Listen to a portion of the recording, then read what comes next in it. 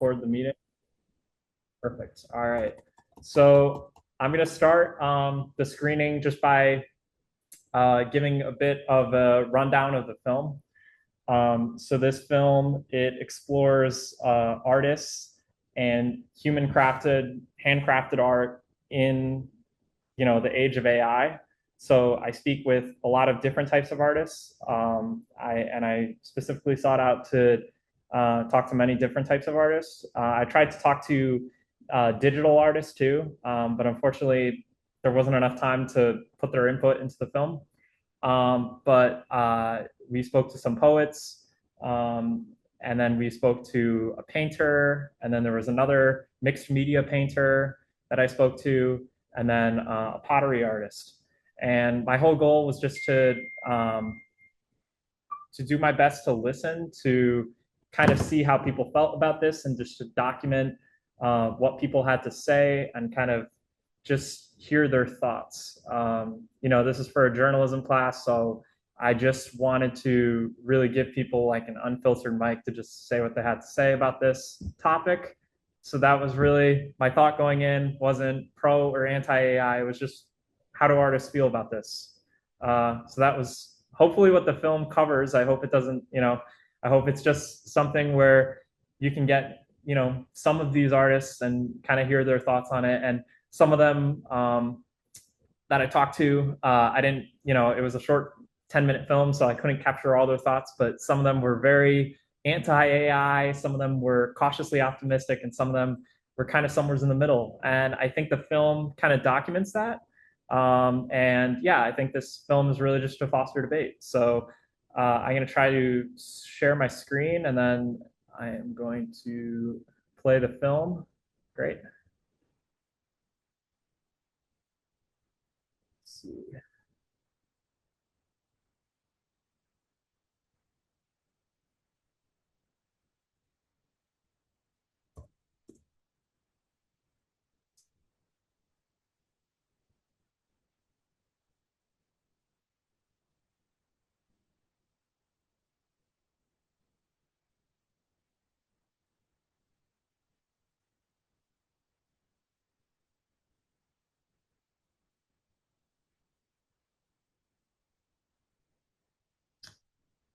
Let's see if, 1 second.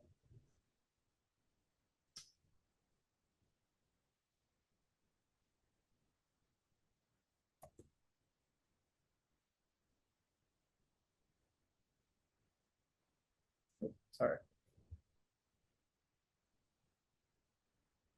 Cool. All right, so I'm going to screen the film, and then we'll do like a short kind of talk back.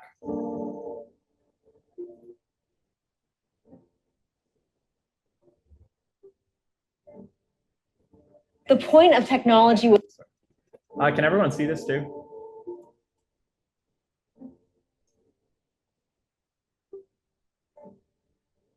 The point of technology was to make our lives easier, to make our labor easier, so we could have the space to be creative, to do our own thinking and not struggle for survival. And instead, we're outsourcing the thinking, we're outsourcing the creativity. So we can do what? Sometimes it forgets to knock. Sometimes it passes you in the hallway without lifting its eyes. Sometimes it sits beside you at dinner and still leaves you feeling alone, and maybe that's the saddest part. No one can replicate what you do live. Like, not even AI. Honestly, I like the error of it. I like the part that you see this is human-made. Artificial intelligence can now generate images, poems, music, and films. The question isn't whether it can produce these things. The question is what makes these things human. How do artists respond when their work becomes easier and easier to generate with little to no effort? This is Made by Hand. At Busboys and Poets, art isn't merely an output to be generated. It's crucial commentary on the condition of society and culture itself. At Slam Poetry Night, poets spoke on personal topics, including justice, identity, and trauma. stories that can't be separated from the people who carry them. What I perform here is poetry. The water. And why did I speak so long German? Strangers for the ones who talk about it. Wow. Yeah. And I got into performing back in September of 2023. A lot of the poetry I do come from trauma, and it's hard sometimes to talk about your trauma constantly. It has been the existence, persistence, resilience, and resistance of the historically disenfranchised that made America great in the fucking first place. We dive deep in the darkness to show you this light. Our pain is not recognized, so we hide it well. A machine can generate words about pain, but it can't live inside the body that experienced pain. It can imitate confession, but it has nothing real to confess. AI is not really authentic. Like, it can seem authentic, but I feel like people can tell the difference between authenticity and then something trying to replicate authenticity. Maybe roots and branches are different things. Maybe a tree can grow from one place and still lean towards the light somewhere else, because I've spent years believing love was supposed to arrive automatically like inheritance. In that room, the poem wasn't just conveyed through words, it was conveyed through experiences.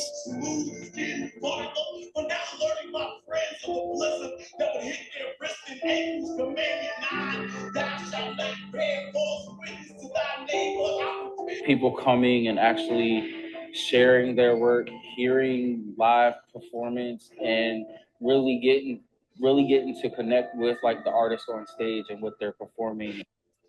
But AI can do more than write. It can also generate pictures with only a few words of prompting. At Torpedo Factory Art Center, some artists expressed how painting is about more than just the end product. It's about the process itself. So much of it is failure and changing my mind and doing something that doesn't work and going, no, this could be better. For Sarah, details matter, and as such, she's gone to great lengths to reflect on her work as she produces it. A lot of it comes from human interaction. A lot of it comes from actually talking to other people and seeing how they interpret my work. And I've redone paintings because I was giving the wrong message across, or the symbolism I thought was obvious wasn't. The instant generation, the immediate product with no reflection or soul. This is what makes AI feel unsettling to many artists. It isn't that it can make the image, it's that the image can arrive without the process that gives it meaning.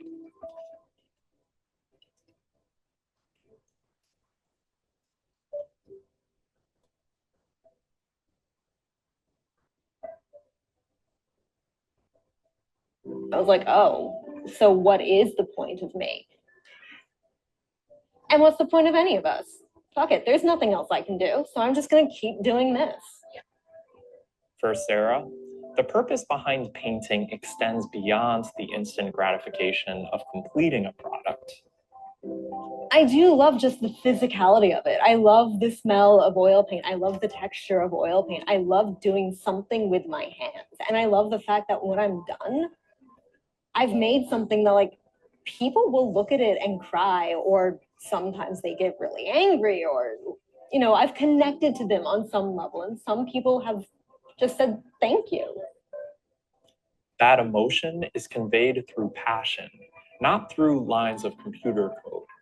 It's a sentiment shared by other artists at the Torpedo Factory Art Center.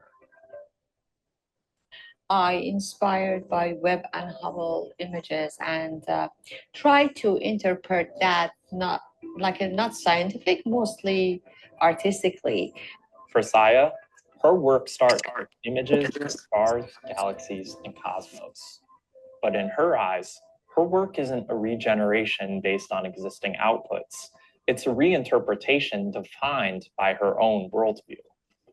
With the dots of the colors that I put on the canvas, the layers create vibration. Saya's paintings start inward and move out from the center. Dot by dot, layer by layer, all meticulously made by hand. Most of my work are intuitive. I have an image in my mind and then I start to take it out. Take it out. That phrase stuck with me.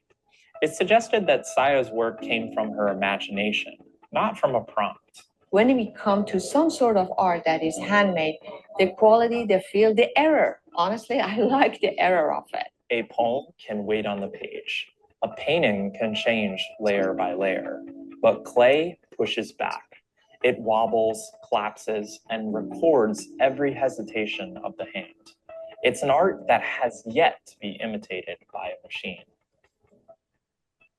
Throwing on the wheel requires you to really be present. It's one of the few things I've done that like makes me turn my brain off and like really be in the moment. So much of our screen is passive. This like requires you and draws you to be right exactly where you are.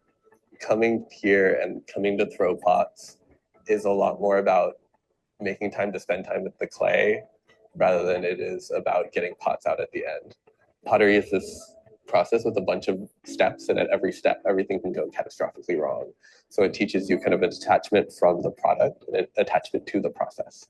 A machine can often produce perfection, but it can't replicate the imperfect reality that lives around us. Artificial intelligence didn't come from nowhere. It can imitate human creativity only because human creativity came first. All the training for AI tools came off of human work. So perhaps the fear isn't that machines will produce art.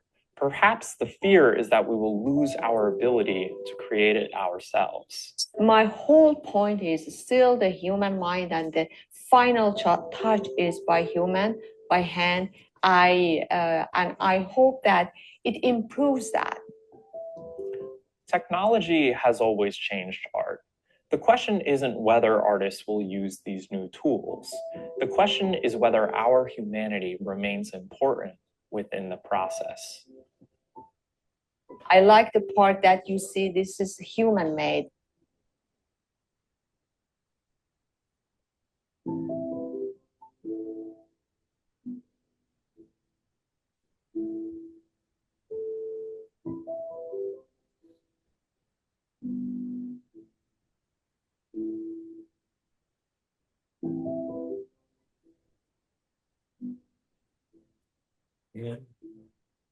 I just asked the question. I took out the from your aunt, whatever. It's hysterical because I came in as TF Voyages. You know who's in here? One second, I'll show you.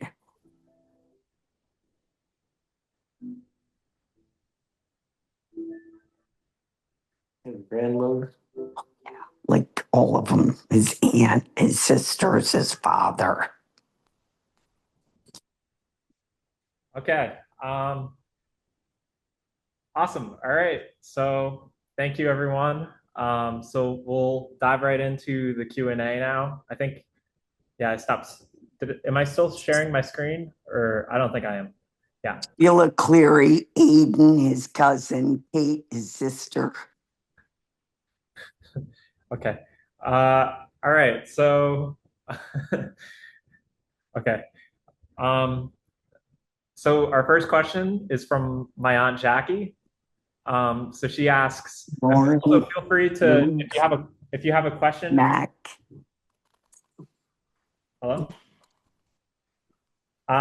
Feel free to drop questions into the chat, or you can just ask me after, but I'll start with these first two questions. So, oh, you are still sharing your screen, B2W. Okay. Yeah, I feel pretty old. Now, I think, now is it good? Or wait, stop share. That's it. Okay, great. All right, cool. So now I'm not sharing my screen. Awesome. Okay, so first question is from my aunt Jackie. If an artist trains AI on their techniques in their preferred medium and AI creates new artwork, is it the artist's creation? I think that's a complex question. I think that Could be. I mean, you know, I mean, if you're just looking at thinking about, there's a lot of different types of art. When, you know, I'm in a theater production, I might not take on every single role of the crew. I might offshore those tasks, some certain tasks to other people, and I might kind of lead the entire production.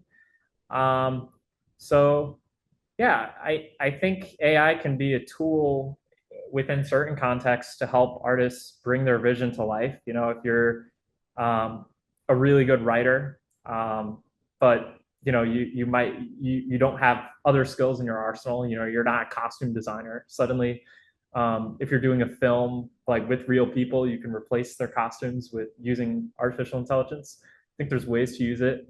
I think I think it's a risk in terms of, you know, the industry employing people, not just Hollywood, but across multiple industries, including graphic design and other things. So yeah, but I think it's a complicated question. I mean, I didn't make the documentary to.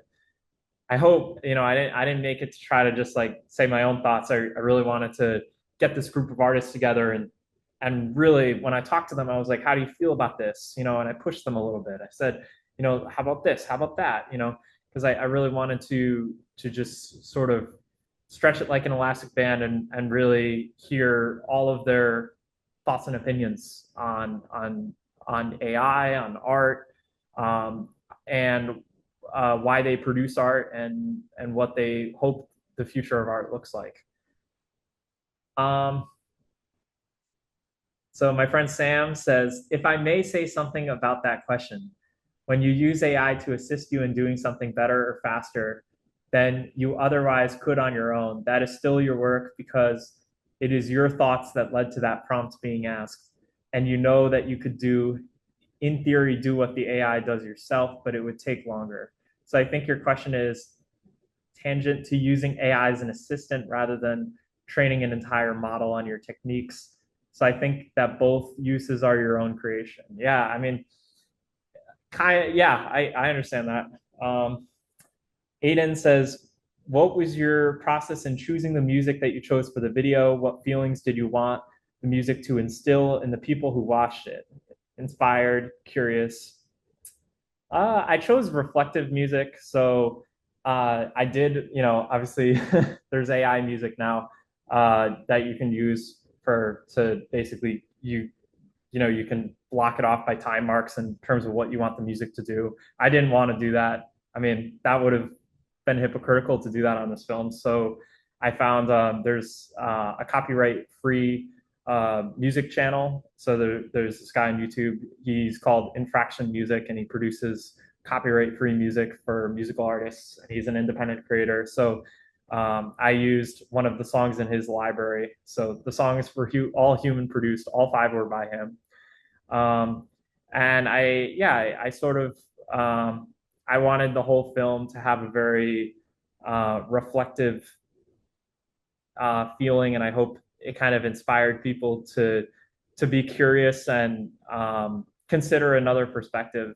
You know, I think with technology, we're constantly pushing to over time to kind of do less and less and less and less. You know, with like 2D animation, everything was hand drawn. Each frame was hand drawn. And then we got computer generated imagery where it's like CGI, where, you know, you put it into a workflow, and, you know, like, I mean, the first Pixar movie to do it was Toy Story. And suddenly that frame by frame drawing of animation just sort of collapsed. I think AI can do something similar, but I think there's a risk in continuing down that trajectory. Because if we get to a point where it's just, I say something and you do it to an AI system, you know, make me this film, do this for me, do that, and then that could erode our creativity. So I think that's a huge risk, and I think that's a risk that computer-generated imagery didn't present. And then my aunt says, you mentioned imagination versus prompts. If AI uses sophisticated pattern recognition and probability, but lacks the ability to imagine, Is it art if a simple prompt generates output? Does art require the maker to have imagination? Yeah. Oh, I hope we're not running out of time. I definitely want to answer. This is a really good question. Yeah, I mean, yeah, I think I like AI is such a broad topic. Like you can use, you can put your own drawings into AI and have it animate them. You can put your own music into AI and sort of test pilot like new ideas. You can bounce ideas off of AI. But you can also just have AI just do everything for you. You could plug in tons of J.R.R. Tolkien books and just have AI study all of them.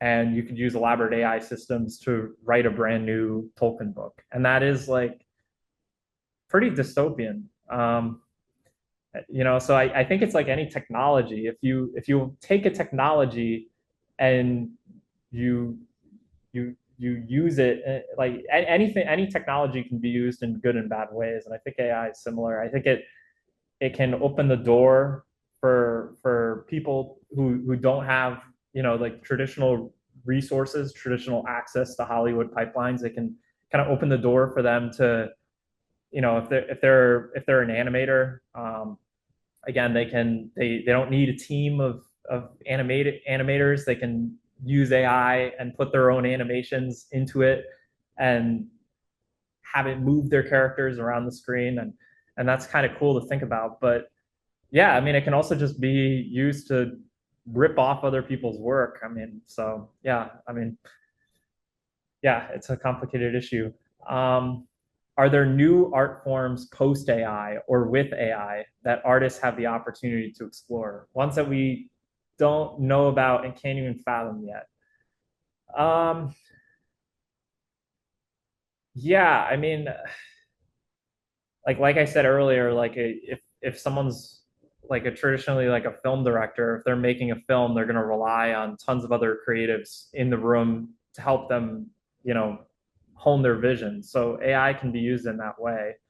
I think the slippery slope with that is you're not relying on human creatives, you're relying on algorithms. So that's the risk there. I mean, I definitely, yeah, I think um, I think the danger is with AI, prompt engineering is becoming easier and easier.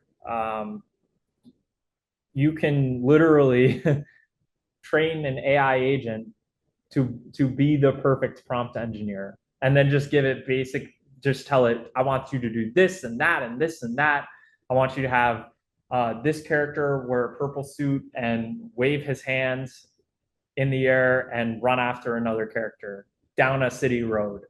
And if you put that into an agent, the prompt engineering agent can engineer the perfect prompts for you to put that into an AI system, like something like Higgsfield, and it can animate that on a whim. And that, yeah, I mean, I don't know what that is. I mean, I'm not sure. That doesn't feel like art, but art changes. But I think that we can't always take the easy way out.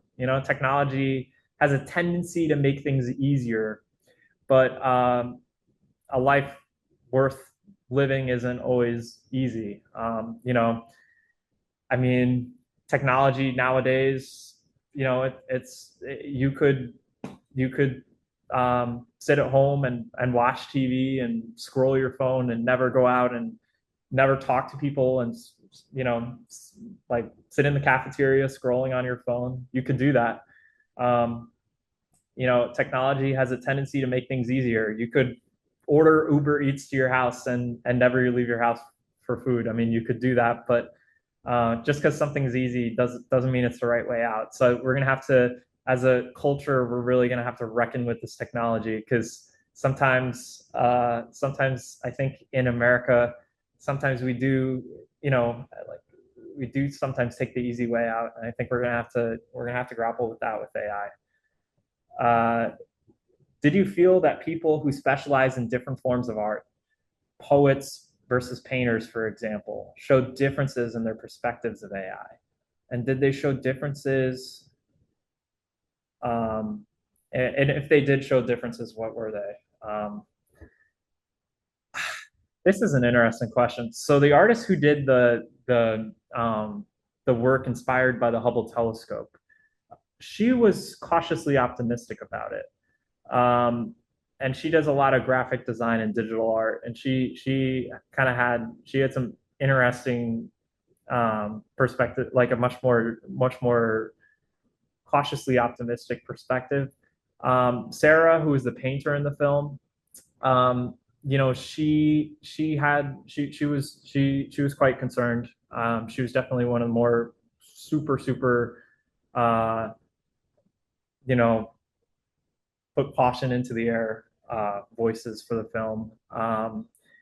And yeah, I think that poets and painters, they specialize in this niche craft, and they master it to a high level.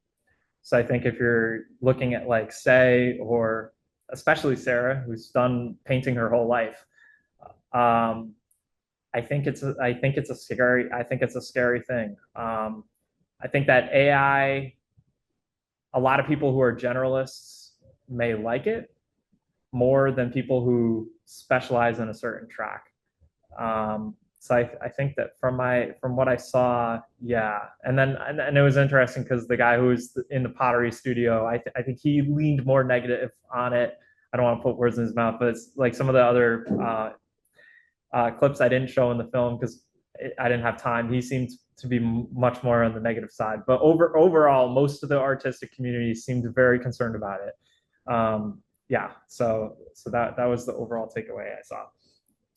Can AI be used to bring more people into the field more confidently, helping to expand art world? Yeah, I think so. But I think how we adopt it into our society is going to be really important. I mean, even for education, you know, people can now use AI to again take shortcuts and not learn things. But AI can also be used, you know, like if you're trying to learn a certain subject and you're using like a AI tutor, it can help you learn something. So I think it depends on how it's applied. But I think the scary thing about humans is we tend to take the easy way out.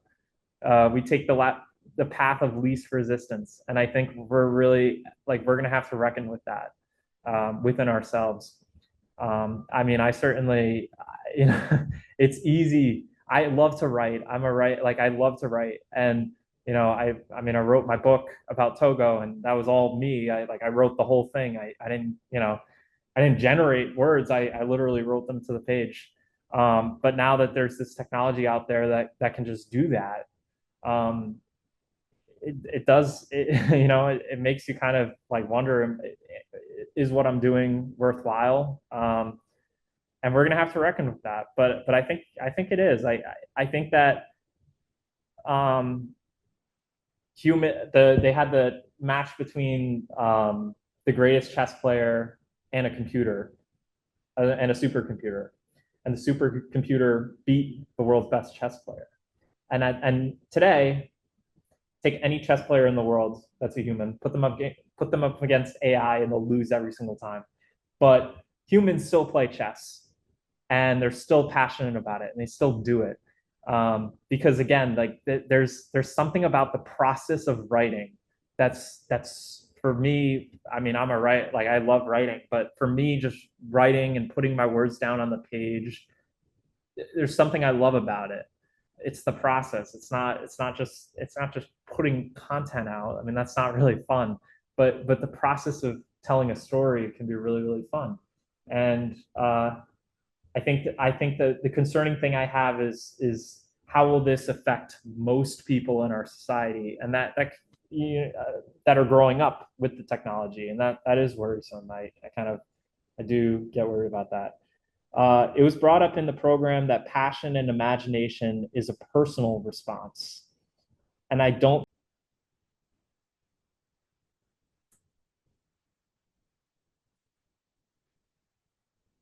But yeah, no. So I guess I'll just kind of continue on the point I was making. But yeah, I mean, for me, I think um, I had a lot of questions in terms of like I've had a lot of conversations with different types of people who do, some of them artists and some of them are programmers, and it's kind of curious. It is very interesting to kind of see everyone's perspectives. And for this, I really wanted to just capture kind of the artistic community to kind of see how artists felt about it. Do you think there is a right or wrong way to use AI? Yeah, I mean, AI is just an algorithm. I mean, I think you can use it. You can use it to do research. You can use it to. I mean, yeah, there's a lot of different things you can do with it. I mean, it can be great for coming up with ideas. Depending on if you're trying to brainstorm things and look at things from new angle. You can put an idea into AI, say, what are different angles I could cover this topic on, and it'll give you different angles that maybe you didn't think about. So it's kind of like I mean, you're not talking to a person, you're you're talking to sort of an amalgam, like a culmination of the internet. But it can be good for having sort of that back and forth and kind of testing ideas. Yeah. What are the specific art forms that will be impacted most, and when? Yeah, graphic designers. Unfortunately, I feel like that's going to be hit pretty hard. I think writing is going to be hit hard, and I think that's going to be hard for us as humans to grapple with. Think I think AI is starting to get really good at writing. And yeah, I think that I hope that we still teach people how to write. I think writing is really important for critical thinking. Is it possible for AI to be creative, or does creativity require humanity? I mean, I don't think AI is creative. I think AI, if used right, it can help you kind of. It can open up different ideas to you. It's a good brainstorming agent, but I wouldn't say that makes it creative. I think AI moves towards the median. It very much moves towards the average. So yeah, I don't think it's creative. Would it be possible for AI to create bad or offensive art, or unique and new art, or will AI depend on algorithms? I think I don't I don't like I kind of hard. I think that I don't consider AI alone to necessarily be art. I mean, you can generate beautiful images with it, beautiful, and in some cases now beautiful videos. It's starting to get really, really good at generating lifelike videos. There's a bit of an uncanny element to it still, but they're getting really close to breaking through with that.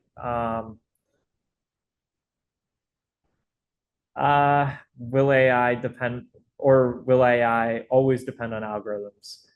I think it'll always depend on algorithms, but I think it's sort of like a supercomputer. I think it's rapidly progressing and it's exponentially growing. Fable 5 is insane. ChatGPT, if you compare ChatGPT in 2021 to Fable now, which is Claude's premier AI bot, it's night and day. If you look at Higgsfield with the Cinema 3.5 update, like the lifelike videos that are doing, it's scary. I think I don't know. I don't know what the right answer is, whether it's regulating it or somehow we're going to have to help all the people that are, going to face trouble with employment over this. I think it's scary. I think yeah. I can understand why artists are really worried about this.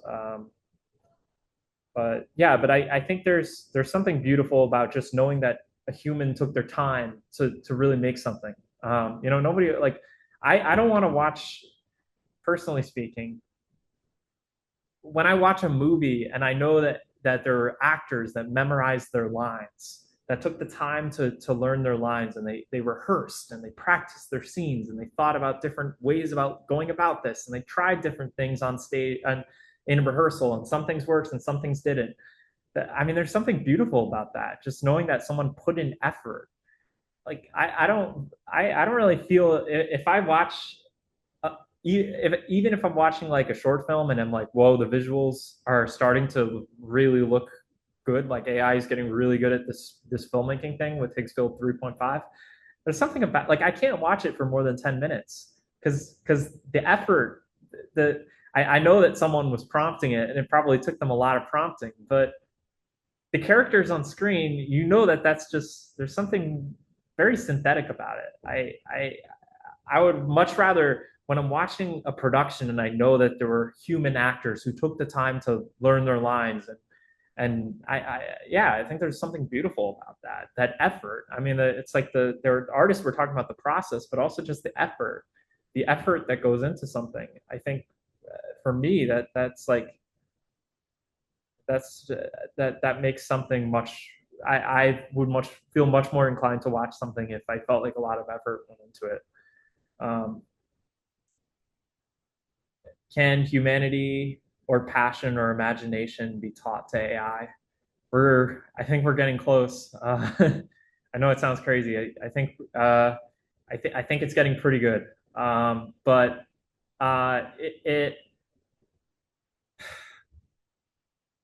again, it doesn't have lived experience. So you can train it on the best writers in the world, and it will generate masterful writing for you. But still, there's something very synthetic about that. Will AI ever step into humanity? I don't know. How do you feel about people boycotting AI or AI-made films or products? I understand there's no there right now, if AI wipes out huge swaths of Hollywood, of accountants, of even engineers, like or architects who are designing things, AI could come into those fields and wipe them out. Those people, I don't know. We have no plan for them. I understand if you want to boycott those things. Yeah, I get it.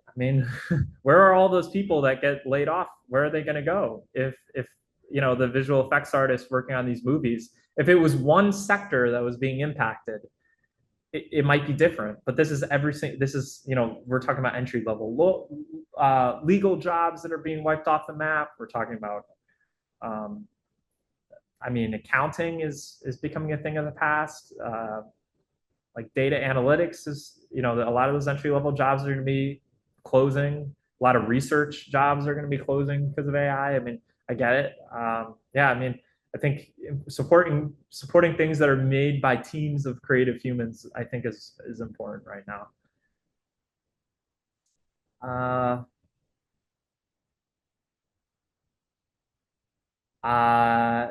And then Jackie asked me another question that I'm not sure. Aiden said, do you feel that younger and older people have different feelings, perspectives about AI?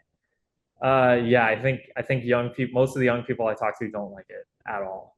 And you know, I don't know what's going to happen with it, but when you feel like,